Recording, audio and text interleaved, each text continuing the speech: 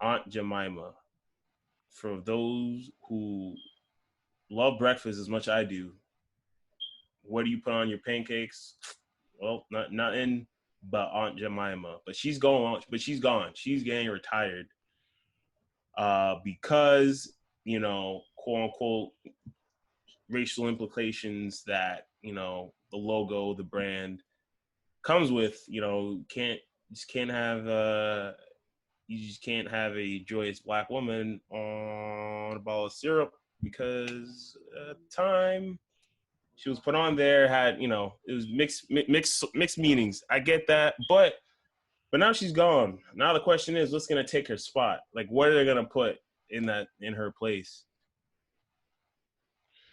That's what I wonder. You know, for me, I just thought this is like a really dumb move. I felt like this is like horrible virtue signaling, and everyone's like, "Oh my God, we need to fix everything now." Because we're not gonna have any representation of color in advertising at this point, like, or like in our products. You know what I mean? Like I get it that yes, Aunt Jemima might have been like a racial thing, but over time we've come to kind of accept it. And oh, that threw me off for a second. Um, we've come to like kind of accept it. It's like, all right, cool, like this is what it is, and we weren't tripping about it. Like we get rid of Aunt Jemima, we get rid of Uncle Ben, and then who else do we have? All they're gonna do is just put some fucking white person on there, and then we're supposed to be okay with that. Like nobody's complaining, oh, Mr. Clean's too white. All the other white representation doesn't have to go, but the black representation does. I see what you're saying, but I guess it does. Then again, is just like what when they were using that representation. What was it like? What was the goal? What was it insinuating? Like the black Southern mom or aunt, like Aunt Jemima, like in her name, just like. And I'm trying to even think. Have I even seen an Aunt Jemima commercial for that cereal? I don't even know because that's the one thing too. Is kind of like what does the brand?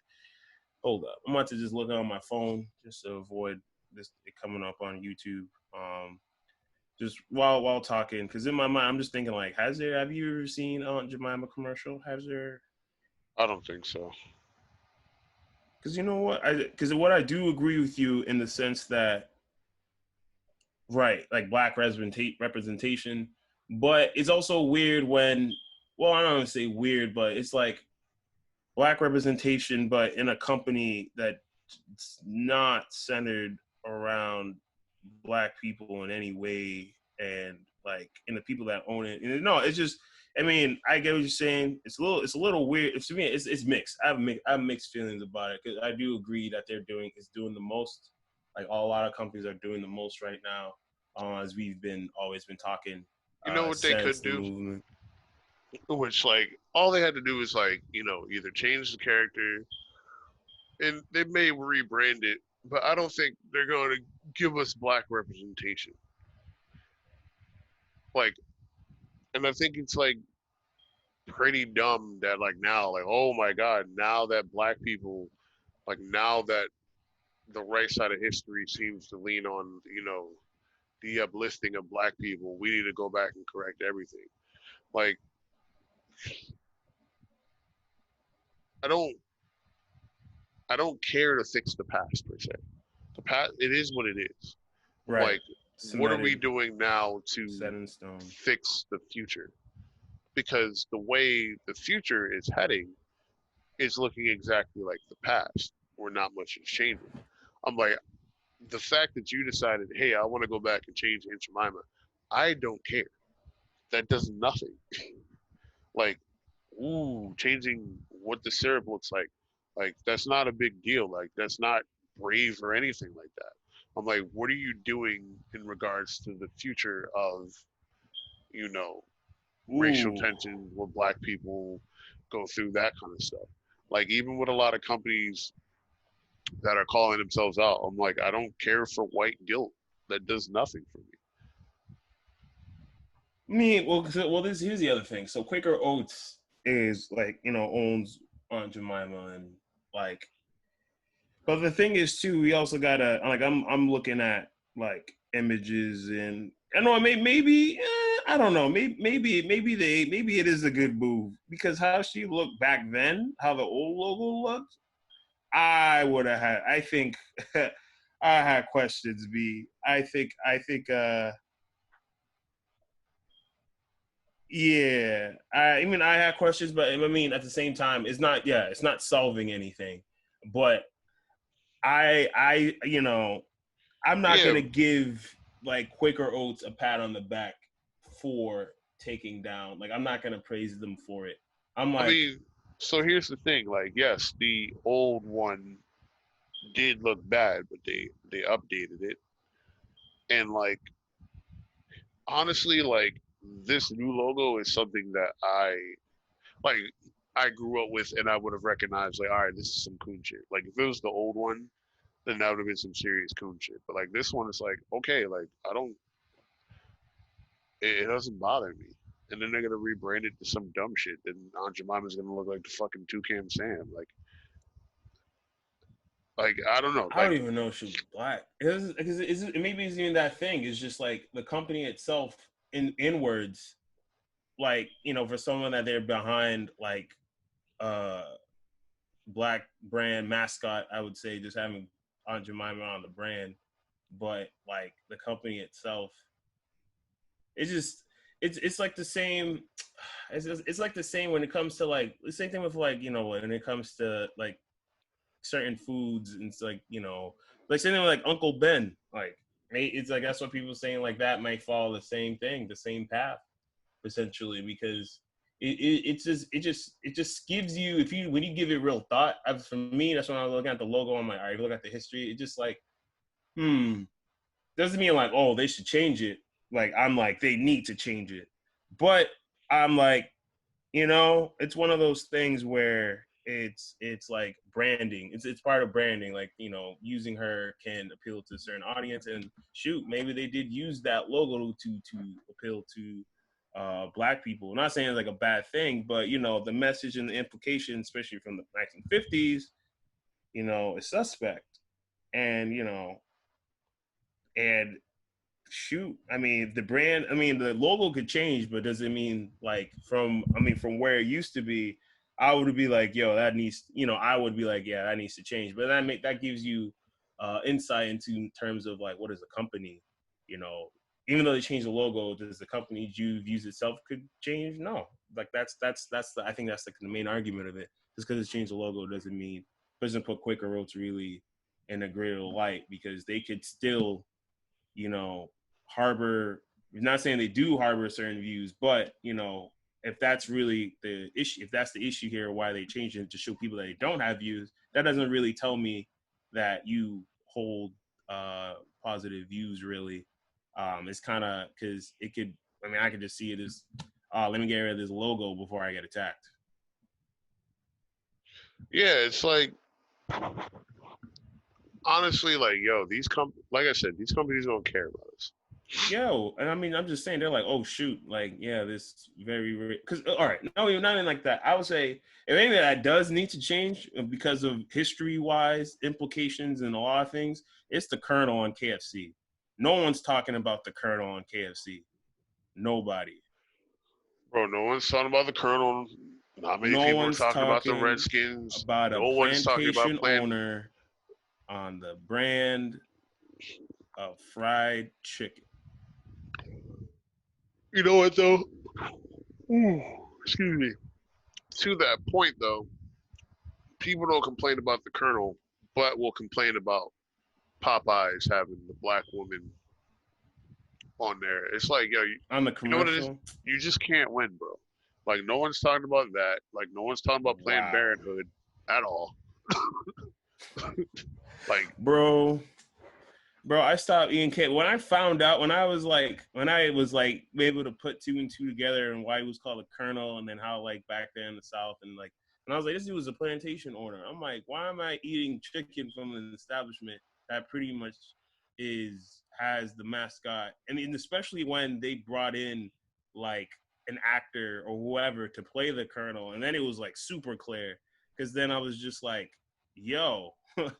Guys, like people, like we're like I from then this was years ago. I have not eaten like I don't eat KFC, like it like missed me with that because I was just like, bro, I'm like, it's a plantation owner running own slave and shit. I'm like, so, okay, I'm good on the fried chicken out here, but no, to your point, it the same thing. Like you're gonna have a problem with the Popeyes using uh the black woman in their commercials and their advertisements.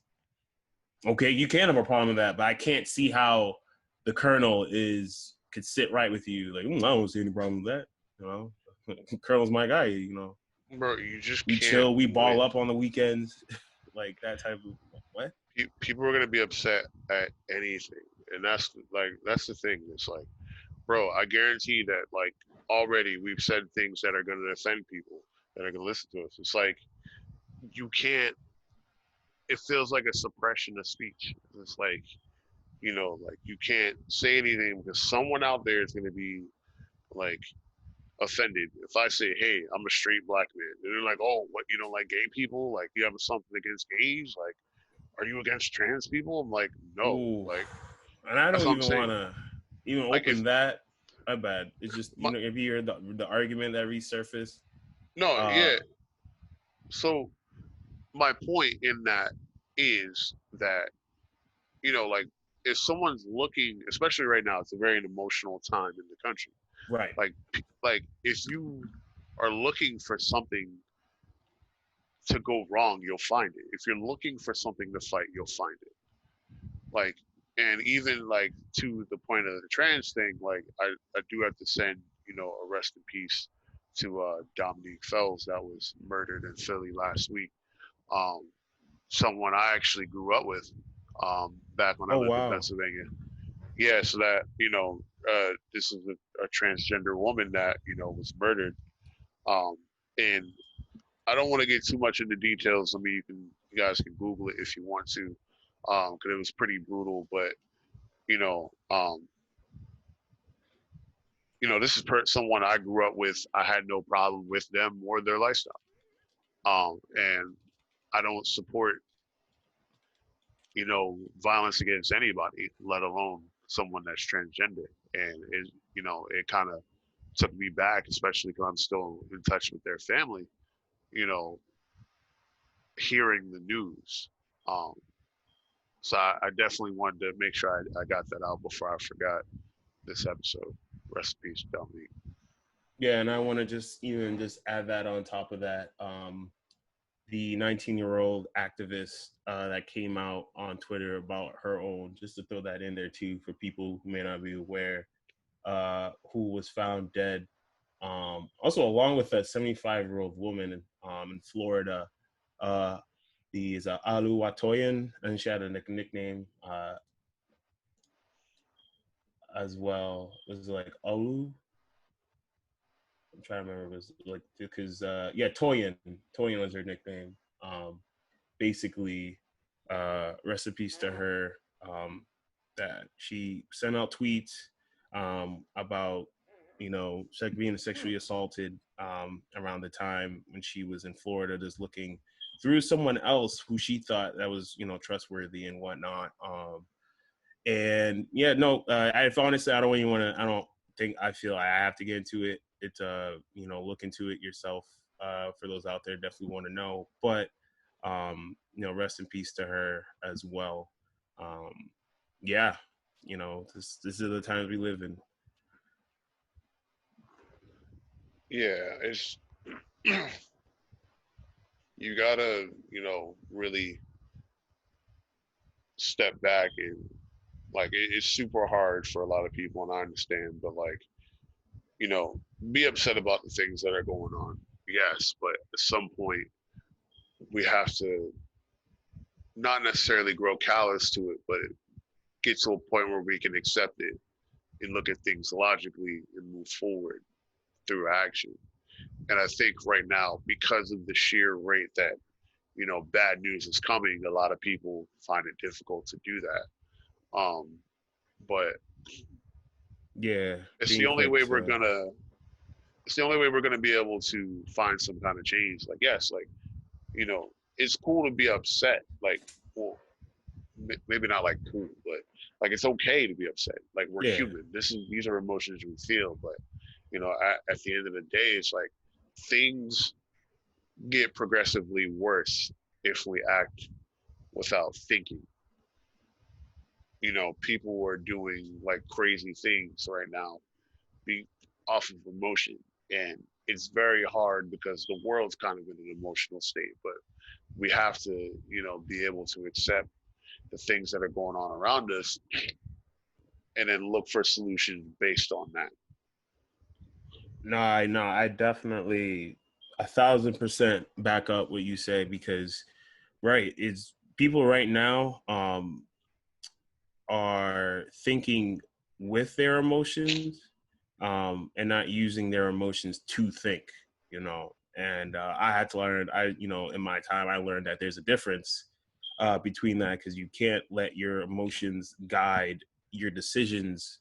Um, you know, they are emotions, yes, they are important how you feel, but you got to understand, when you feel certain things, you got to take a second to kind of step back and process your feelings. Because if you choose to react, because if you just choose to either to act, to speak just on your emotions, you're just reacting, and reacting doesn't necessarily mean that um the real issue at hand is being addressed. Take the second to think that like this affected me in such a negative way or how I feel, why, and what can I do to either get over this feeling or not you know find myself feeling this way again.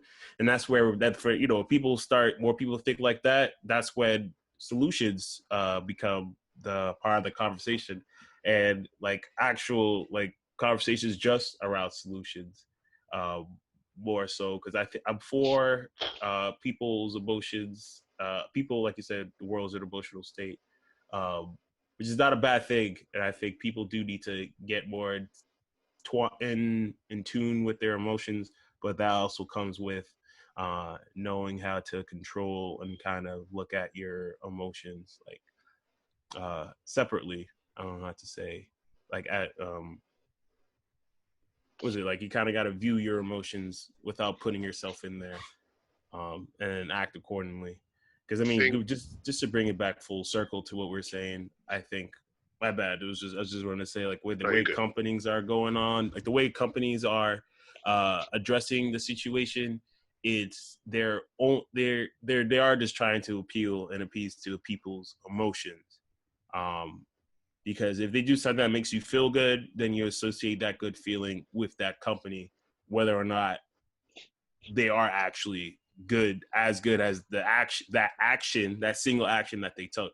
Because like people can't forget, like tomorrow's another day, next month isn't also another day. Like these companies may be here now showing their support, but what's that going to look like a month from now, 3 months from now, a year from now? um and yeah, like that I think that is what uh yeah, people just need to be more mindful of, Yeah, in my with opinion. the big thing I want to say before we move on is like really like these companies have political agendas. If a lot of these companies you can look into the history of, and they weren't always so pro-black. In fact, a lot of them may have even supported slavery. you know, if you date back into their histories, you know, and this kind of shit happens all the time around election years, bro. Like, and we fall for this shit. Like, Mm-hmm. like, not that police brutality isn't a serious thing, but like the pandering is crazy. Like, we saw Hillary sit here and go around to multiple black outlets with hot sauce and stuff like that and try to coon up to us, but then she goes to like MSNBC or NBC or other outlets, and you know everything's perfectly fine. Like, we weren't just Hillary, super Hillary, predators not long Hillary. ago. Like the thing I tell these people is like, these companies are not human. They are tax IDs. That is it. These companies do not care Tax about IDs. That's us. mad good. That's actually tax IDs. Legit. No, They're tax IDs though. they They're trying to are. collect a check. Mission You, is to collect that check. what people don't understand is like, yes, this company may come out and say this thing. Like Quaker is like, yeah, we're gonna rebrand it, but we don't know the people that are running it. We don't know the political agendas of the people that are running it. We don't know their views on racism. We don't even know their names. So yes, this company is so stunning and brave, but the CEO can be like, all right, well, I'm just doing this because we need to make more money. Like, I don't care about black people. Like, there could be a white supremacist running this company, but is willing to compromise because at the end of the day, he wants to make money, and he sees that it's not just black people that are upset; it's also young white people that are upset. Like like we got to stop using these companies and corporations as like our north star to like figure out where to feel and like go for emotional support. Like at the end of the day, if everybody said, you know what, we really don't care about black people's rights anymore, and black people even said that, if everybody was like, all right, all black people, we're just gonna go back to Africa, guess what the fuck Quaker's gonna do? They're gonna brand some stuff like, yes, we're going to Africa. You know what? Fucking Sony, yes, we're going to Africa. Like Going back to Africa edition. I'm Quaker saying, they got a blackface to Quaker on the box. Which, by the way, Quakers, if you look into Quakers, there's some history with that as well. So do your history about that as well. With this is like you said, like look into these countries' histories, their backstories, and kind of see where they come from and what they stand for before seeing um, what they stand for today. Not saying, hey, anyone could change, but a company, that's a person. Company's not a person. So yeah, if I see, and I don't check Twitter and stuff like that because I I just have a mental fortitude that just doesn't allow me to indulge in like the fuckery of Twitter. the But fuckery like Twitter of if I facts. see like Planned Parenthood coming out talking about Black Lives Matter, I'm a flip. So that's why I don't look at stuff like that. Cause I'm like, y'all niggas have been against black people since inception. Um, Cashing for the strap. If I'm with you, bro. but I'm not. the last point I want to make really quick is in times like this, while being emotional is something that we can't avoid, like we need to use the emotional for things that can really empower people, like emotional empathy and like understanding where people are coming Right. from.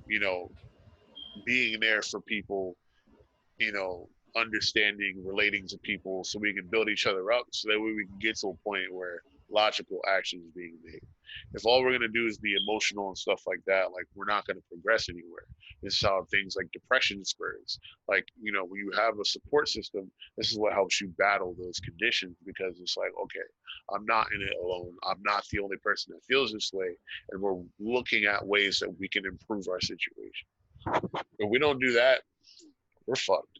Forget it. Yeah, forget all the protesting. If the goal of at the end of all of this is if we can't come together as a people, as a community, as um, just align ourselves in a common goal, whether it is, equality for all, like, the right, just human rights, the right to live and things like that. If we don't come together in that capacity under empathy, uh, nothing will change in the terms of this, like, because at the end of it all, there's still a barrier of communication that is being blocked when empathy isn't in the conversation. um and no, yeah, like, just totally agree. Without the empathy, without understanding the person next to you, you really can't build, you really can't create. And that's really what is the goal right now. We really want to just come together as a group to build and to create, for ourselves, by ourselves, uh for just for the greater good of equality, for all. um and that comes first with acknowledging the pain and suffering of black people and the changes that need to be made in this country to combat just the past oppression, and then black people as a whole, what we do from there going forward, response to police brutality and, even our own neighborhoods and our own communities, that really does come down to, are we able to empathize with one another and then want to work with one another? Because if that, walk it, we still gonna be same old shit.